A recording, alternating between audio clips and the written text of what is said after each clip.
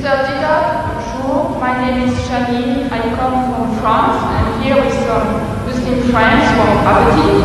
And my question is, what would you say to a person who doesn't believe in any religion? Or if you prefer, what would you say to his question, to believe or not to believe? What was it? Just without the mic. The question is not directly relevant. However, I'll put it to the speaker and see if he's prepared to answer. The question is, what is your opinion, or what is the Islamic perspective relating to a person who does not believe in religion? Is that the gist of your question? Not exactly. I'm here with some Muslim friends. I am not convinced in Islam, and I would like to know what you would say to a person who is a non-believer when this person says to you, believe or not to believe? Oh, yes, all right. If one is questioned by a non-believer, and the question is, what do you say about believing or not believing? What is the Islamic perspective? You see, there is a person who, every person ought to believe. He believes in something, right or wrong. There is a type of person who doesn't believe. He said, I don't believe that there is God. He says, I'm an atheist. Or the guy says, I'm an agnostic. Now, each and every one, according to religion, whether any religion, you ought to believe. You ought to believe. If you don't believe, then you are a non-believer. You are against the laws and commandments of God. So as such, you will perish. That person who says there is no God, he is going to perish. The one who says I don't care whether there is or there isn't, he is going to perish. Or you have the wrong concept of God, also you will be punished according to your understanding, your capacity, your opportunities. There is a type of person who might not have heard the name Jesus. Will God question him? It's unjust, it's unfair. The lunatic, the child, will God question him? Why didn't you believe in my son, Jesus? No. Why didn't you believe in Muhammad? No. You see, each person will be judged according to his understanding, according to his opportunity, his know-how, and the message having reached him or her. So as soon as the message is delivered to you, and you can see the truth, but for some worldly reasons, maybe to please the family, please my people, please this, please that, you said, no, I will not accept the truth. In other words, the person has already been judged in that case. There is no hope for such a person. But there is a type of person who might be ignorant and had never had an opportunity.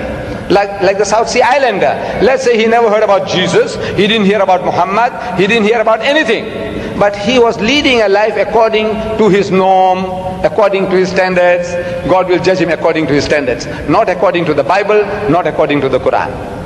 So every person will be judged according to his opportunity and his understanding.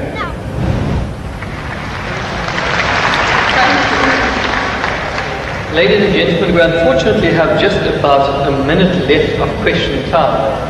All good things have to come to an end, so we can only accommodate one further question. Mr. Didan, I have impression that my question has been misunderstood. I didn't want to challenge you or to hurt you. I just wanted to ask you for some advice for a person who doesn't believe.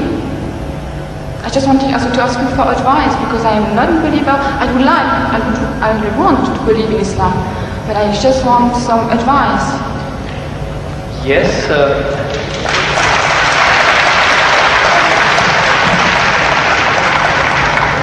do you not feel that there was sufficient advice? Did you require further advice? Yeah, because I didn't have the impression that my question has been really understood. So you want to know what the basics are, or what the reasons are for a person to actually believe in one God?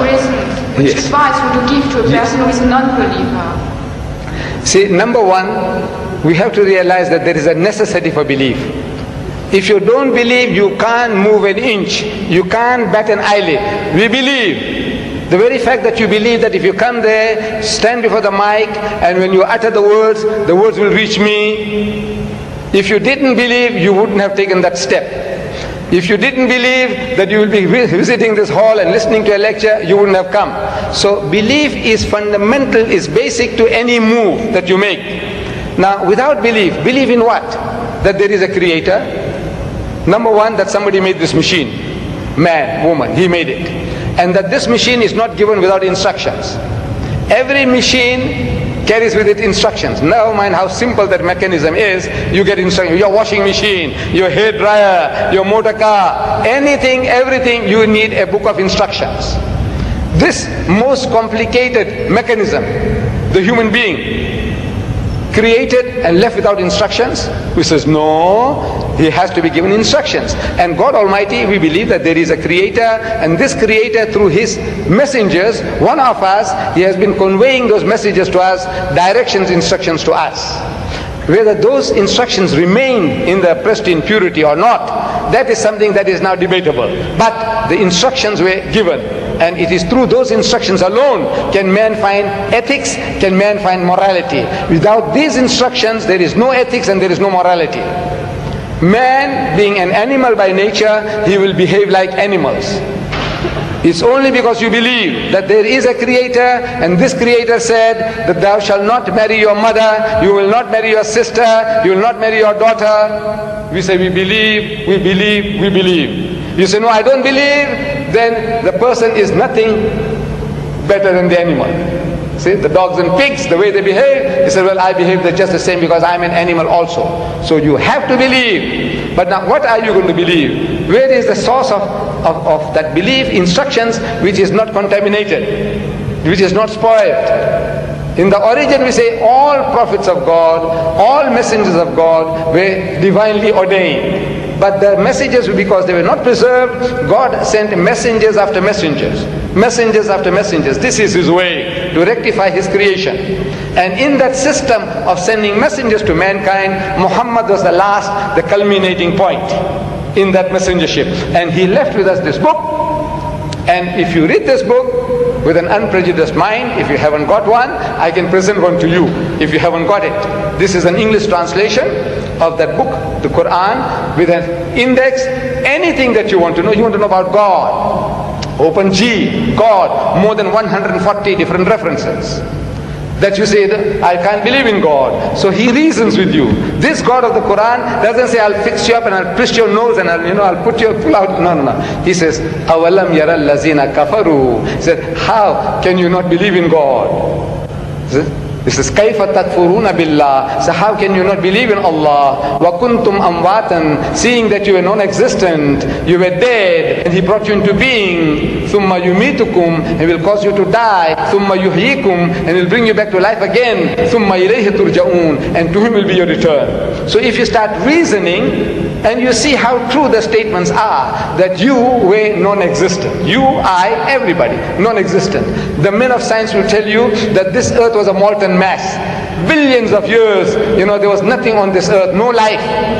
The thing was all boiling. And the vapors went up and came down, and the vapors went up and came down, and over a period of millions of years, it started to cool. And then life started to germinate, and so on and so on. So there was a time when mankind was non-existent, and God brought you into being. Very true. And now you're going to die. But that is not the end. That there is something in you which is other than the body, that real you. Now that real you, which is the driver of this body of yours, will be made to account for your actions. It's only natural that this person, like Hitler, look, he got away with it. He incinerated 6 million Jews. On account of him, 40 million people died in the Second World War. He's just going to get off scot-free? If he says, no, I don't believe, and there's nothing there on the other side, that means he's free, finish. No. He will have to account for his deeds. Everyone will have to account for his or her deeds. It is a natural, sequence of our attitude and behavior. And this book explains all that. If you haven't got one, this book is yours. If you haven't got one. You got it?